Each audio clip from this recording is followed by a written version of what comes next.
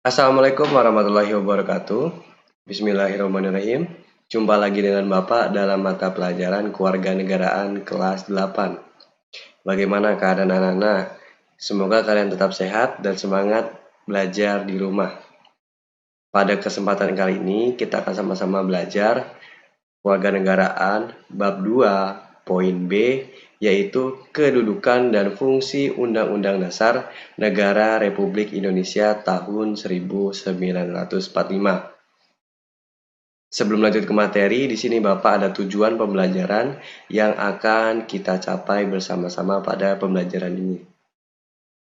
Oke. Tujuan pembelajaran pada hari ini, peserta didik dapat mengetahui kedudukan dan fungsi Undang-Undang Dasar Negara Republik Indonesia tahun 1945. Oke, jadi setelah menonton video ini diharapkan peserta didik dapat mengetahui kedudukan dan fungsi Undang-Undang Dasar Negara Republik Indonesia tahun 1945. Oke, kita lanjut ke materi. Undang-Undang Dasar diperlukan untuk mengatur hak dan kewajiban penguasa untuk pemerintah, serta hak dan kewajiban rakyat yang diperintah. Undang-undang diperlukan untuk mengatur jalannya pemerintahan. Jika suatu negara tidak memiliki undang-undang dasar, maka dapat dipastikan akan terjadi penindasan terhadap hak asasi manusia. Latar belakang pembuatan Undang-Undang Dasar negara satu dengan negara lainnya berbeda-beda. Hal yang mempengaruhinya adalah sebagai berikut. Yang pertama, sejarah yang dialami bangsa yang bersangkutan. Yang kedua, cara memperoleh kemerdekaan. Dan yang terakhir, situasi dan kondisi saat menjelang kemerdekaan. Nah, pada sub ini kita akan membahas 4 pokok. Yang pertama ada motivasi adanya Undang-Undang Dasar 1945, yang kedua kedudukan Undang-Undang Dasar 1945, yang ketiga fungsi Undang-Undang Dasar 1945, dan yang terakhir apa itu Undang-Undang Dasar 1945. Selanjutnya, yang pertama motivasi adanya Undang-Undang Dasar 1945. Motivasi adanya Undang-Undang Dasar Negara Republik Indonesia, yakni yang pertama terjamin penyelenggaraan ketatanegaraan NKRI yang pasti, atau dalam hal ini kepastian dalam hukum.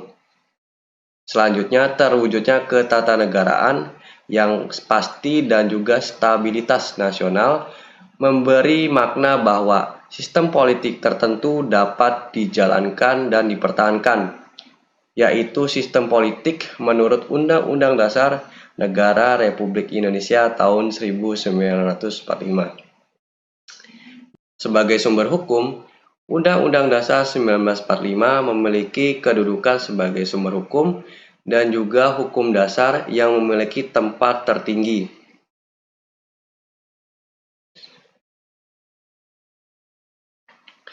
Dalam kedudukannya sebagai sumber hukum tertinggi, peraturan perundang-undangan yang berada di bawah Undang-Undang Dasar 1945 harus berlandaskan dan juga bersumber dari Undang-Undang Dasar 1945. Dengan demikian, Undang-Undang Dasar 1945 memiliki fungsi sebagai alat kontrol dan alat pengecek apakah norma hukum yang berada di bawahnya sesuai atau bertentangan dengan Undang-Undang Dasar 1945.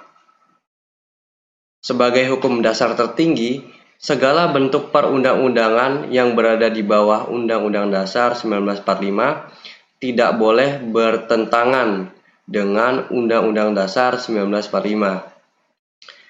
Berikut bentuk hierarki ataupun urutan perundang-undangan yang ada di Indonesia. Yang pertama ada Undang-Undang Dasar 1945, yang kedua TAP MPR, ketiga Perpu, keempat ada PP atau peraturan pemerintah, yang kelima ada Perpres, keenam ada Perda tingkat 1 atau provinsi, yang ketujuh ada Perda tingkat 2 atau kabupaten kota. Selanjutnya poin yang ketiga, ada fungsi Undang-Undang Dasar 1945. Fungsi yang pertama yaitu fungsi kontrol sebagai alat kontrol. Yang kedua sebagai alat pengatur. Yang ketiga sebagai alat penentu. Yang pertama sebagai alat kontrol. Undang-Undang Dasar 1945 sebagai alat kontrol, apakah peraturan perundang-undangan yang berada di bawahnya itu sesuai atau tidak dengan peraturan perundang-undangan yang ada di atasnya. Nah, dalam hal ini yaitu Undang-Undang Dasar 1945. Selanjutnya yang kedua sebagai pengatur.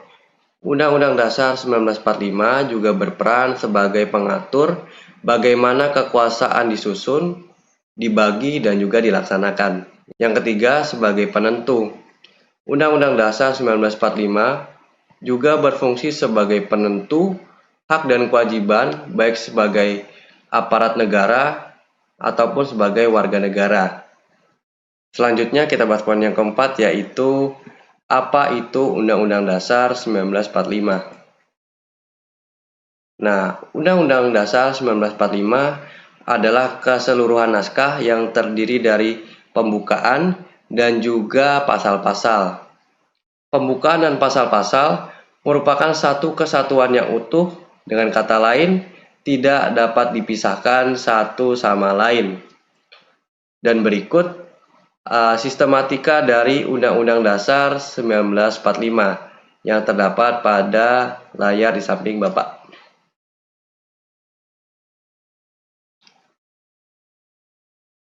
Selanjutnya, sifat Undang-Undang Dasar Negara Republik Indonesia tahun 1945.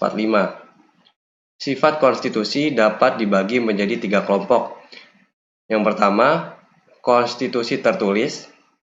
Yang kedua, konstitusi tidak tertulis atau konvensi. Dan yang ketiga, konstitusi fleksibel rigid. Yang pertama, konstitusi tertulis. Nah, konstitusi tertulis ini adalah konstitusi yang ditulis dalam satu naskah dan diratifikasi oleh lembaga legislatif, yaitu MPR dan DPR. Konstitusi tidak tertulis artinya konstitusi yang tidak ditulis dalam satu naskah. Ya. Konstitusi tidak tertulis juga disebut juga ini konvensi. Contohnya, pidato kenegaraan presiden saat kunjungan kerja. Yang ketiga yaitu konstitusi fleksibel dan juga rigid. Konstitusi dikatakan fleksibel artinya luas, atau rigid yang artinya kaku, dapat dilihat dari 2 sudut pandang. Yang pertama dilihat dari cara mengubah undang-undang dasar, dan yang kedua mudah tidaknya mengikuti perkembangan zaman. Suatu undang-undang dikatakan fleksibel atau luas jika mengubah undang-undang dasar tidak sulit atau tidak melakukan hal-hal yang istimewa, cukup melakukan amandemen. Tetapi jika undang-undang dasar tersebut sulit diubah, ya, maka undang-undang tersebut dapat dikatakan rigid atau kaku. Selanjutnya, suatu kondisi dikatakan fleksibel ketika konstitusi tersebut mengikuti atau dapat mengikuti perkembangan zaman. Nah, itu yang bisa dikatakan fleksibel.